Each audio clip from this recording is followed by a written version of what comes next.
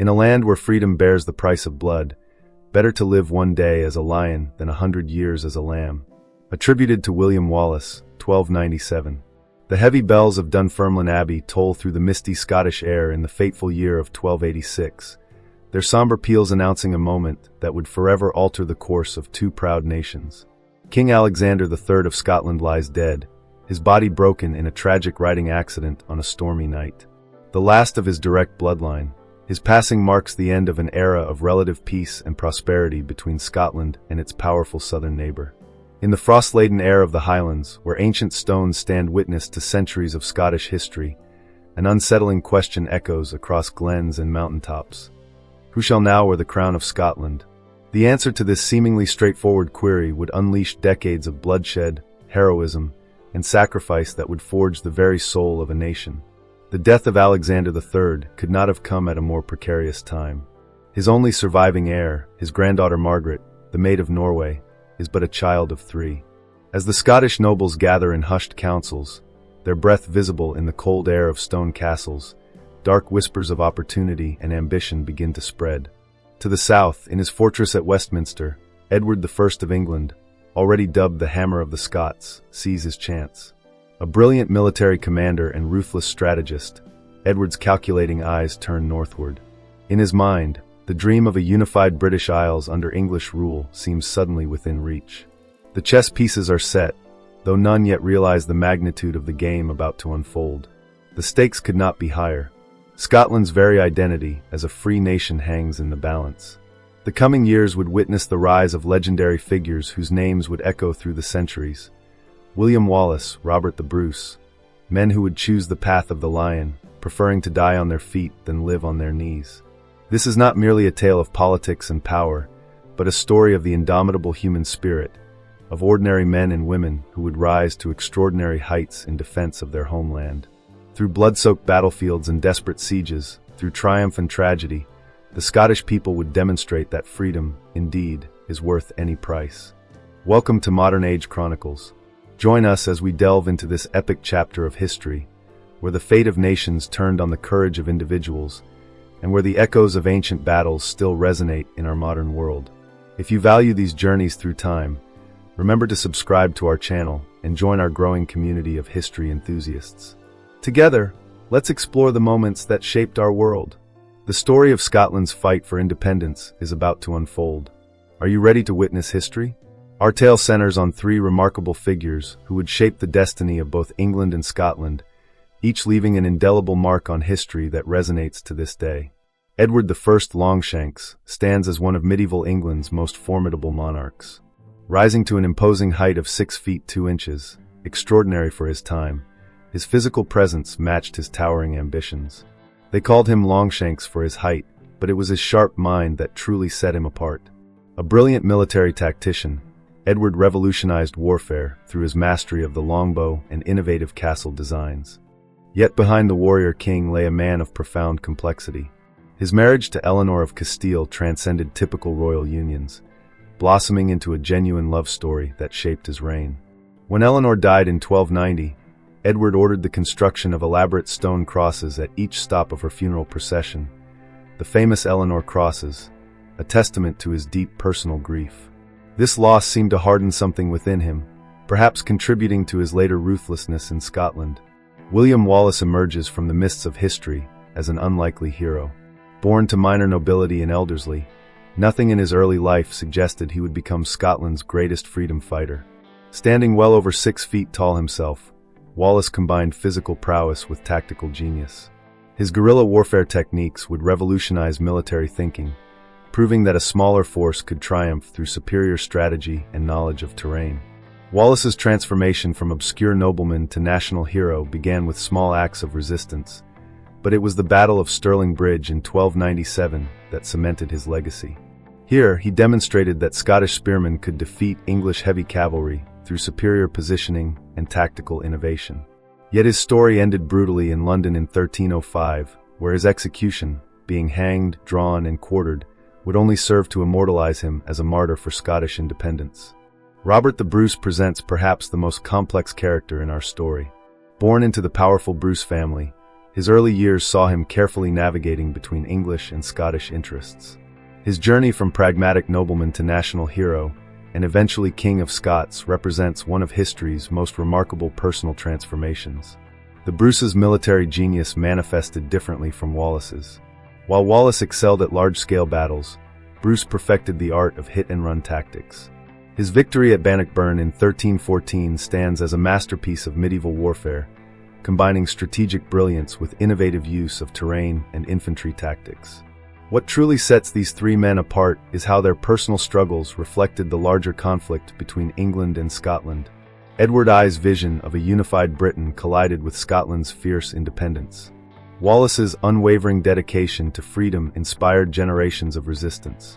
And Robert the Bruce's complex journey from nobleman to national leader mirrors Scotland's own path to independence. Their legacies continue to influence our understanding of leadership, nationalism, and the price of freedom. Edward I's administrative reforms shaped English governance for centuries. Wallace became an eternal symbol of resistance against oppression. And Robert the Bruce established a model of successful national leadership that would inspire future generations. To truly understand the epic struggle for Scottish independence, we must first immerse ourselves in the atmospheric world of 13th century Scotland, where every stone, scent, and sound tells a story of a nation at the crossroads of history. Picture yourself standing atop a windswept hill in the Highlands. Dark stone castles pierce the brooding sky, their battlements standing defiant against the ever-changing Scottish weather. These fortresses were not merely military strongholds but symbols of power and authority, their walls witnesses to countless intrigues and declarations of loyalty and defiance. The sensory landscape of medieval Scotland was rich and profound. The haunting wail of bagpipes echoes through misty glens, carrying ancient melodies that could stir warriors to battle or lament the fallen. In times of conflict, these sounds would mingle with the thunderous roar of charging horses, the clash of steel on steel, and the battle cries of men fighting for their very way of life. The air itself tells a story. The distinctive smell of peat smoke rises from countless hearths, a scent that has defined the Highlands for centuries. The damp earth after rain, the salt spray from the sea, and the heather in bloom all combine to create an olfactory tapestry unique to this land. Daily life varied dramatically depending on social status. In the great halls of nobility, massive fireplaces cast warmth across chambers adorned with intricate tapestries depicting hunting scenes and biblical stories. Here, lords and ladies dined on venison and imported wines, while discussing politics and arranging marriages that would shape the future of their clans. Meanwhile, in the lowland fields and highland glens, peasant life followed the eternal rhythm of the seasons. Their stone cottages, though humble, were ingeniously designed to withstand Scotland's fierce weather. These hardy folk worked from dawn to dusk, tending crops, herding sheep, and maintaining the agricultural backbone of the kingdom. The warrior class occupied a unique position in this society. Whether in castle courtyards or hidden glens, the constant ring of practiced swords and the thud of arrows finding their marks echoed through the air. These men trained relentlessly, maintaining ancient martial traditions while adapting to evolving methods of warfare. Speaking of warfare, the 13th century witnessed remarkable technological advancements in military equipment. Chainmail was giving way to plate armor, offering better protection against increasingly powerful weapons. Siege engines reached new levels of sophistication, with trebuchets capable of hurling massive stones against castle walls with devastating accuracy. The development of heavy cavalry tactics revolutionized battlefield strategy. Mounted knights, encased in steel and charging in tight formation, could shatter infantry lines through sheer momentum. However, the Scots would prove that such tactics had their limitations, especially in the treacherous terrain of their homeland. Castle design evolved rapidly during this period. The simple wooden palisades of earlier times were replaced by sophisticated stone fortifications featuring concentric walls, murder holes, and cleverly designed arrow loops. These castles were engineering marvels, carefully positioned to control key routes and resources. Yet perhaps most remarkable was how these various elements, the architecture, the technology, the daily routines, all contributed to forging the unique Scottish identity that would prove so crucial in the coming struggle for independence. Every aspect of life, from the grandest castle to the humblest croft, played its part in the drama about to unfold. Here at Modern Age Chronicles, we believe that understanding this rich historical context is crucial to appreciating the momentous events that would follow. The stage was set for an epic conflict that would determine not just political boundaries, but the very soul of a nation. Our story unfolds like a medieval epic in 4 dramatic acts, each building upon the last to create one of history's most compelling tales of freedom and national identity. Act 1. The succession crisis begins on a stormy night in March 1286. King Alexander III, riding in darkness to reach his young queen, falls from his horse near Kinghorn, plunging Scotland into chaos. His death, without a direct heir, creates a power vacuum that would change the course of history. Hope briefly flickers in the form of Margaret, the Maid of Norway, Alexander's young granddaughter and rightful heir. But fate proves cruel. The delicate 6-year-old princess, sailing to claim her throne, succumbs to the harsh North Sea weather in 1290. Scotland now faces its greatest crisis. 13 claimants emerge, each believing they have the strongest right to the throne. Enter Edward I of England, invited to arbitrate this great cause. But Edward's intervention comes with a price. All claimants must first acknowledge him as Scotland's feudal overlord. This seemingly procedural requirement would have far-reaching consequences for both nations. Act 2. Forced submission sees John Balliol crowned as King of Scots in 1292. However, his reign quickly becomes a study in humiliation. Edward treats him not as an equal monarch but as a puppet, demanding Scottish troops for his French campaigns and undermining Scottish court decisions. In response, Scotland forges the bold alliance with France, a diplomatic masterstroke that would influence European politics for centuries. Edward's fury at this defiance leads to the brutal sacking of Berwick in 1296, then Scotland's richest port. Balliol's surrender and humiliating submission, where his royal regalia is stripped from him, earns him the bitter nickname Tomb Tabard, empty coat. Act 3. The resistance marks the emergence of William Wallace, transforming from an obscure nobleman into a legendary freedom fighter. His greatest triumph comes at Stirling Bridge in 1297, where innovative tactical thinking defeats superior English forces. Wallace's men allow the English cavalry to cross the narrow bridge, then attack when they're most vulnerable, splitting the English army and achieving a stunning victory. However, the following year at Falkirk shows the limits of Scottish innovation against English technological superiority. Edward's longbowmen demonstrate their devastating effectiveness, and Wallace's schiltrons, defensive spear formations, are broken by cavalry attacks.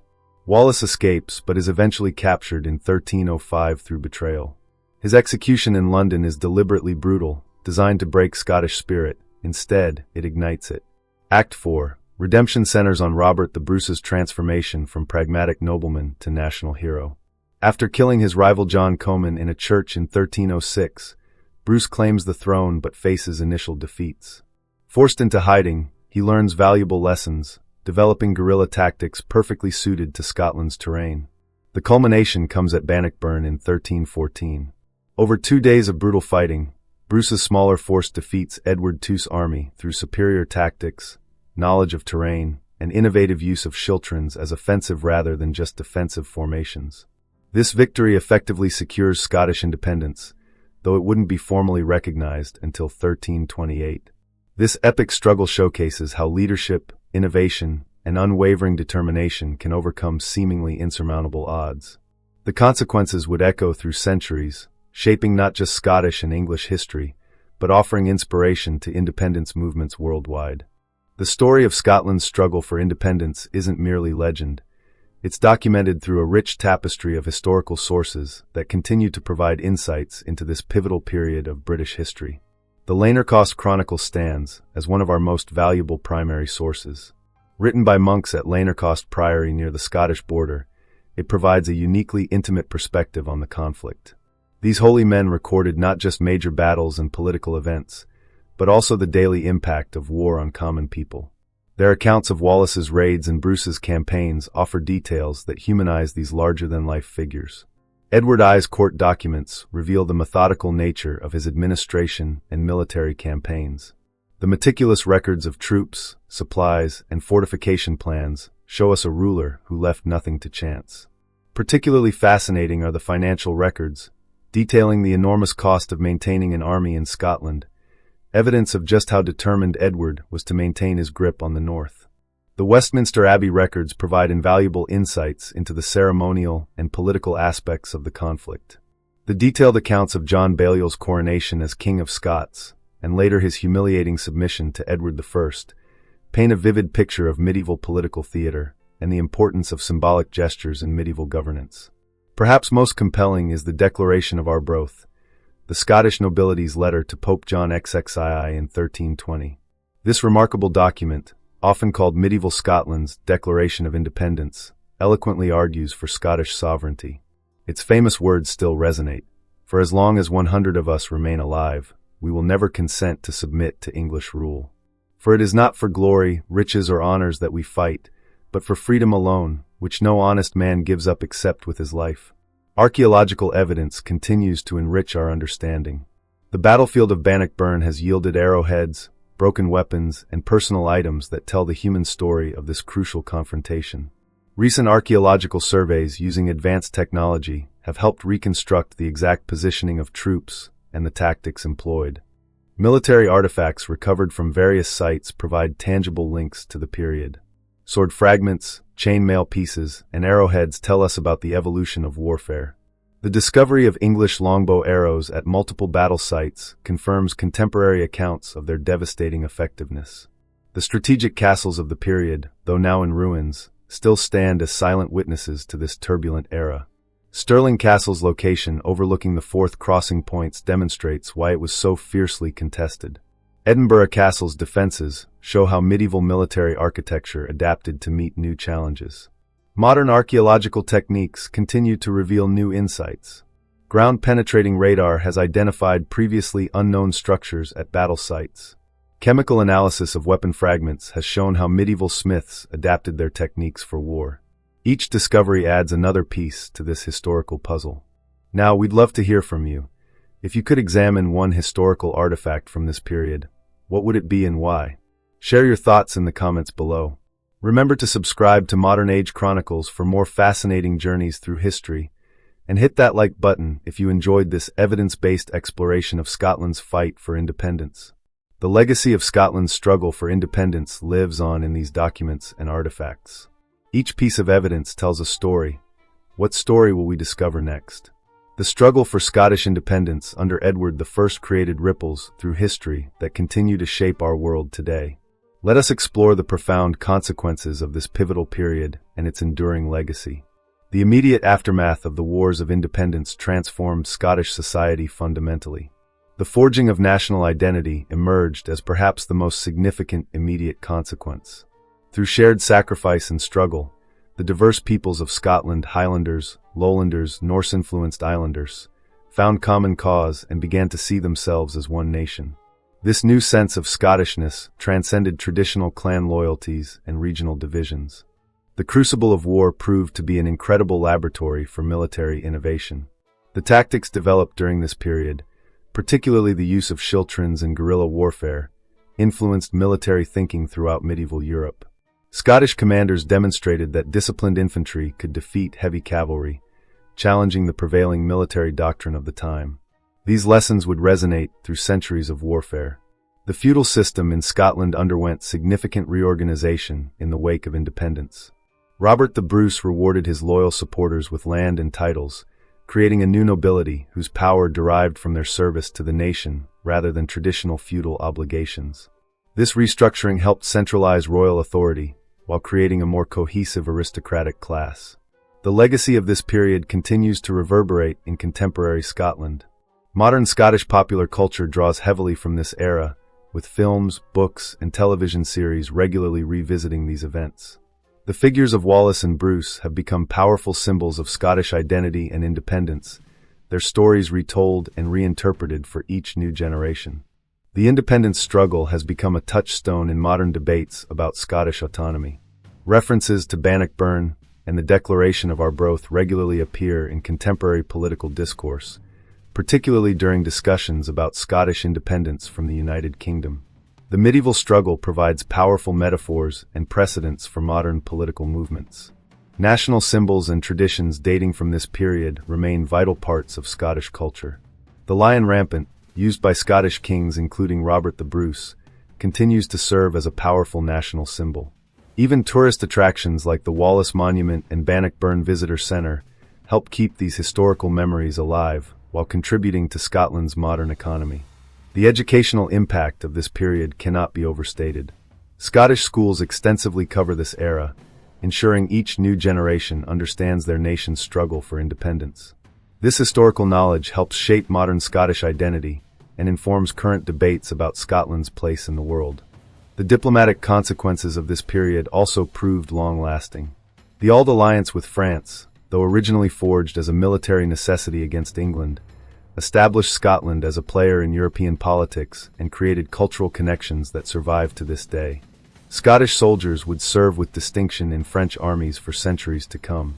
In the realm of governance, the struggle for independence helped establish important principles about popular sovereignty and national self-determination.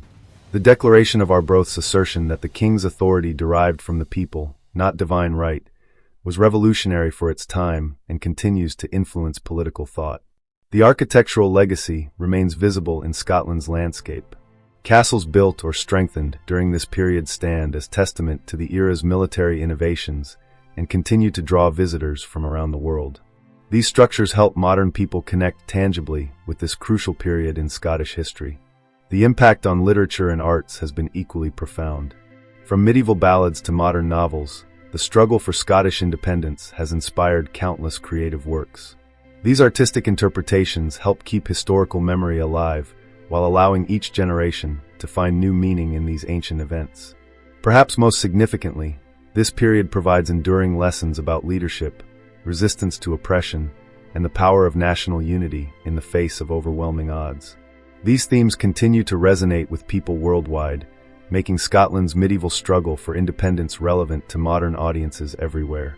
Let us delve into the rich tapestry of medieval society during the time of Edward I and the Scottish Wars of Independence, exploring how social structures, religious institutions, and technological innovations shaped this transformative period. Medieval society stood at a crucial turning point during the late 13th century. The traditional feudal system, which had dominated European life for centuries, was experiencing significant changes. Towns were growing, trade was expanding, and a new merchant class was emerging to challenge the old order of nobles and peasants. In both England and Scotland, the rigid hierarchy of feudalism was becoming more fluid, with opportunities for social advancement through service to the crown, commerce, or military prowess. The church wielded enormous influence during this period, serving as both a spiritual guide and a political power broker. Monasteries dotted the landscape, acting as centers of learning, agriculture, and technological innovation. Bishops and abbots were often as powerful as secular lords, controlling vast estates and wielding significant political influence. The church's role in diplomacy was crucial, with papal legates frequently mediating disputes between kingdoms. Medieval towns were experiencing unprecedented growth and development. Places like Berwick-upon-Tweed, then Scotland's largest port, exemplified the new urban centers where commerce flourished and new social structures evolved. These towns became crucibles of change, where traditional feudal relationships gave way to more complex economic and social interactions.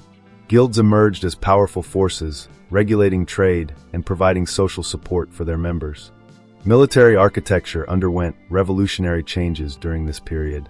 The introduction of concentric castles, with their multiple layers of defense, represented the pinnacle of medieval military engineering. Edward I himself was a master castle builder, constructing an iron ring of fortresses across Wales that demonstrated the latest innovations in defensive architecture. These castles featured sophisticated defensive elements like murder holes, arrow loops, and carefully designed killing zones that could trap attackers. Heavy cavalry reached its apex of effectiveness during this era. Knights, mounted on powerful war horses and protected by increasingly sophisticated armor, dominated the battlefield. The development of the couch lance technique, combined with stirrups and high-back saddles, made cavalry charges devastatingly effective. However, this period also saw the beginning of cavalry's decline as the dominant military force, as demonstrated by Scottish infantry tactics at Bannockburn. Royal administration became increasingly sophisticated during this period. Edward I's England developed one of medieval Europe's most efficient governmental systems, with professional administrators keeping detailed records and managing complex financial operations. The exchequer system of accounting, using a specialized checkerboard table, allowed for precise tracking of royal revenues and expenses. This administrative efficiency helped finance the expensive wars and castle-building programs of the era. Technological innovations transformed warfare and daily life.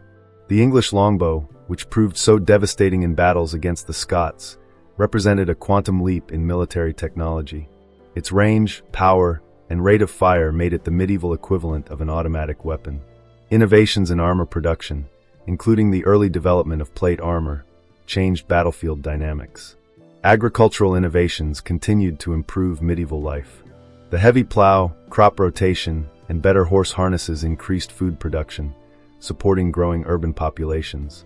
Water mills and windmills proliferated, providing power for grinding grain and other industrial processes.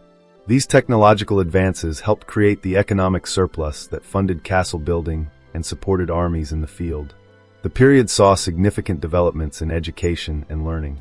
Universities were expanding their influence, producing educated administrators who staffed royal bureaucracies.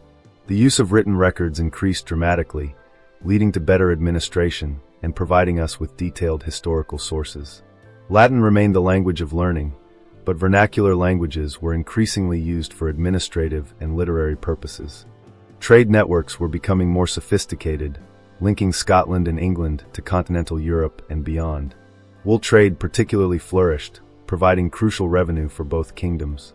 The Hanseatic League's trading network reached Scottish ports, bringing exotic goods and new ideas. This international trade helped finance military campaigns and castle construction, while exposing local populations to foreign influences. Legal systems were evolving rapidly during this period. Edward I's England saw major legal reforms, earning him the title English Justinian. Scottish law, while distinct, was also developing its own sophisticated systems.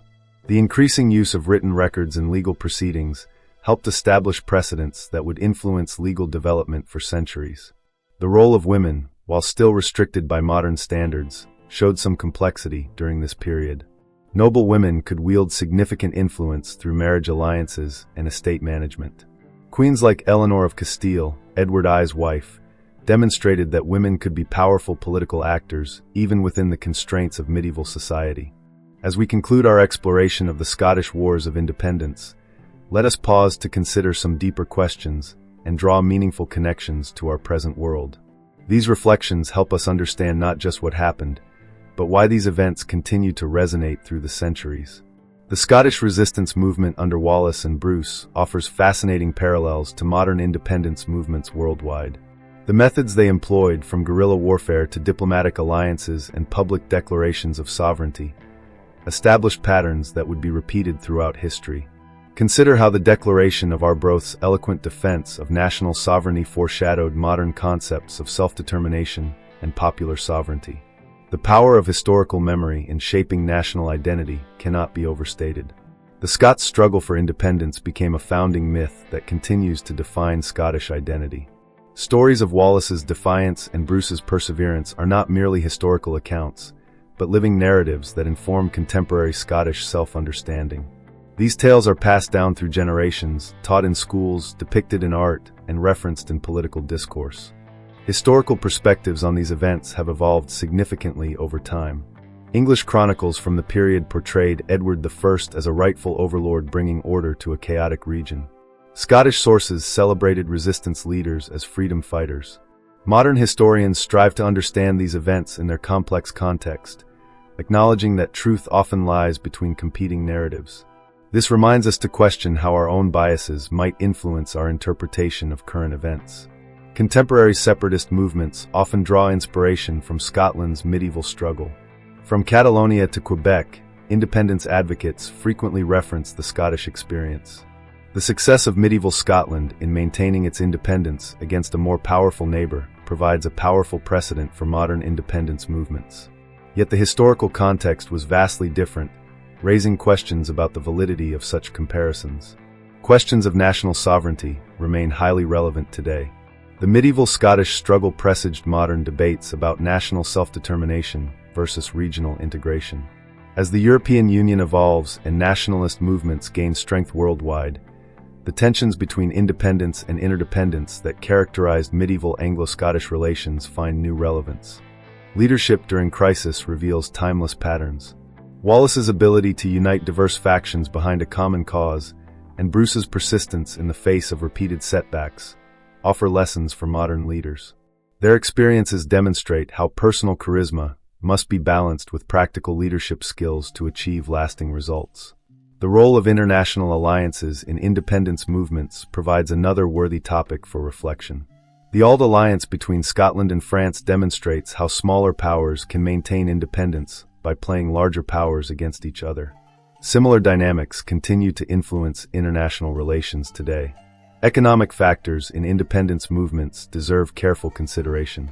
Medieval Scotland's ability to maintain independent trading relationships and develop its own resources significantly influenced its capacity for resistance. Modern independence movements similarly must grapple with economic viability and international trade relationships. The impact of technology on political movements shows interesting parallels. Just as the Scottish leaders adapted military technologies like the Schiltron to counter English advantages, modern independence movements utilize social media and other technologies to advance their causes. The means change, but the principle of technological adaptation remains constant. Religious institutions' role in political conflicts offers another avenue for reflection. The medieval church's involvement in Anglo-Scottish relations mirrors how religious institutions continue to influence political movements today, though in markedly different ways. The creation and manipulation of national symbols deserves attention. The Scottish independence movement effectively utilized symbols like the lion rampant and the stone of destiny. Modern movements similarly employ powerful symbols to rally support and create shared identity. Popular culture's role in shaping historical memory provides fascinating insights. Films like Braveheart, while historically inaccurate, have significantly influenced public understanding of these events. This raises questions about how modern media shapes our understanding of both past and present political movements. The relationship between central authority and local autonomy remains relevant.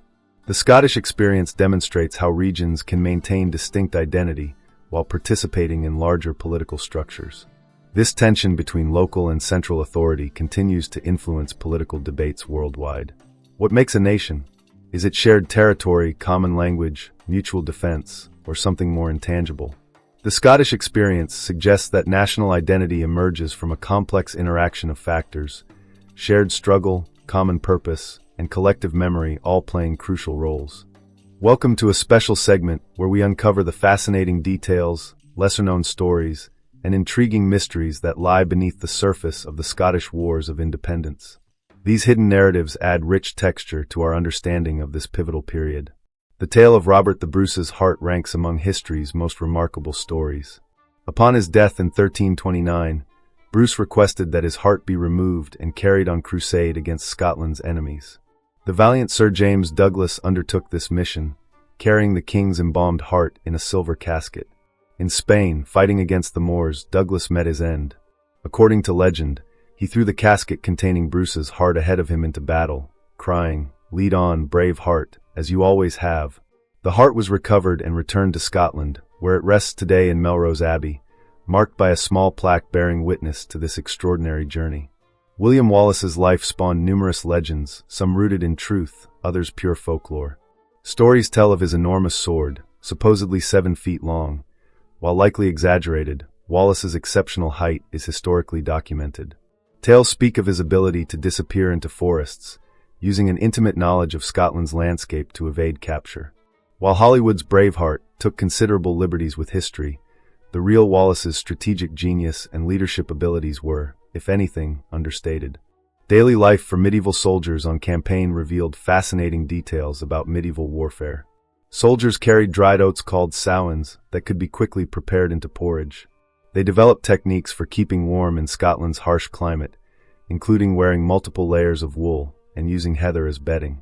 The logistics of medieval campaigns required incredible organization, feeding thousands of men, maintaining weapons and armor, and treating wounds with medieval medical knowledge. The role of women in the resistance often goes unrecognized. Ladies of the castle managed estates while their husbands fought, effectively running small governments.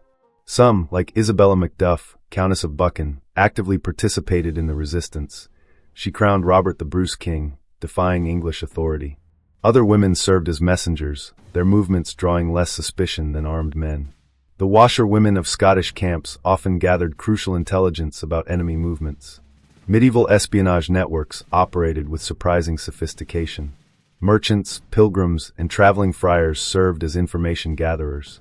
Edward I maintained an extensive network of paid informants throughout Scotland. The Scots developed counterintelligence measures, using Gaelic-speaking messengers whose language few English could understand. Castle design included specific features for eavesdropping on private conversations in great halls. International diplomacy proved crucial to Scottish survival. The Auld Alliance with France provided vital support, including military advisors and diplomatic pressure on England. Scottish diplomats maintained contacts with the papal court, seeking support for their cause. Norwegian and Irish connections offered additional diplomatic options. The Scots proved adept at playing various powers against each other to maintain their independence. The role of medieval heralds deserves special mention. These officials served as diplomats, messengers, and record keepers. Their detailed knowledge of heraldry helped identify noble casualties after battles. Their accounts provide some of our best historical sources about the period. Medieval siege warfare involved fascinating technological innovations. The Scots developed techniques for undermining castle walls, while the English pioneered new defensive architectures. The siege of Stirling Castle saw the use of Greek fire and massive trebuchets, including the famous Warwolf built by Edward I. The financial aspects of medieval warfare reveal interesting details. Edward I developed sophisticated systems for funding his campaigns, including innovative taxation and loans from Italian bankers. The Scots, with fewer resources, relied more on seasonal warfare and guerrilla tactics that required less financial support. Climate played a crucial role in military campaigns. The harsh Scottish weather proved a powerful ally for the defenders. The English armies, unused to Scottish conditions, suffered greatly from cold, rain, and difficult terrain. Weather patterns influenced campaign timing and strategy, more than many historical accounts acknowledge.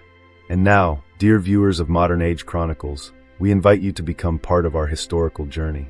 If you've enjoyed this exploration of the fascinating details behind the Scottish Wars of Independence, please take a moment to support our channel. Like this video to help others discover these fascinating historical insights. Comment below with your thoughts or questions. We love hearing your perspectives on history. Share this video with friends and family who appreciate deep dives into historical narratives. Subscribe to Modern Age Chronicles and hit the notification bell to ensure you never miss our upcoming historical explorations. Join our growing community of history enthusiasts as we continue to uncover the fascinating stories that shaped our world. Next week, we'll explore another captivating chapter of history, bringing the past to life through detailed research and compelling storytelling. Remember, understanding history helps us better comprehend our present and shape our future. Until next time, keep exploring the rich tapestry of human history